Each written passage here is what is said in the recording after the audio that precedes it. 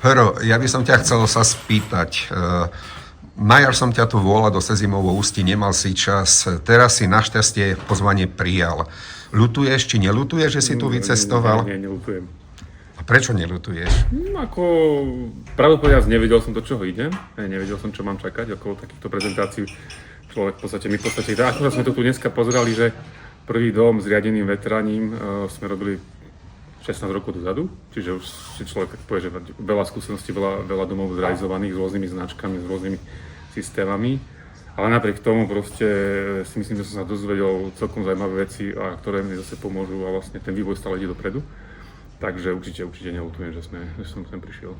A čo ťa najviac zaujalo, alebo čo ťa najviac prekvapilo z tých nových informácií?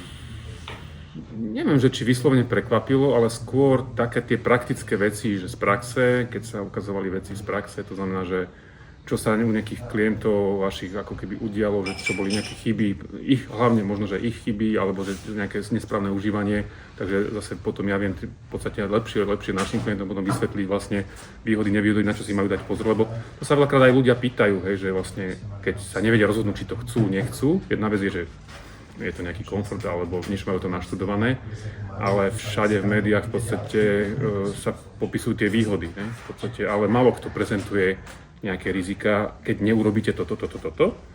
No a pre mňa je zaujímavé práve takéto informácie sa dozvedieť, aby som vedel potom aj našim klientom vysvetľovať, že áno, má to tieto výhody, ale musíte aj vy niečo pre to urobiť. Není to len o tom, že si budete tie zariadenia užívať, ale treba sa k tomu nejakým spôsobom správať. Hej.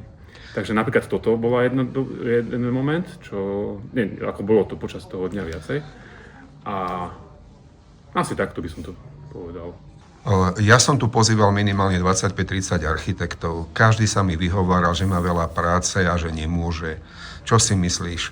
Má význam obetovať 2 dni, lebo je to vlastne prvý deň, pol deň, potom celý deň školenia a druhý do obedia a ísť tu tak ďaleko? No, za mňa áno, určite. Čiže neľutuješ, že si to vycestoval? Ja by som to kľudne odporučil.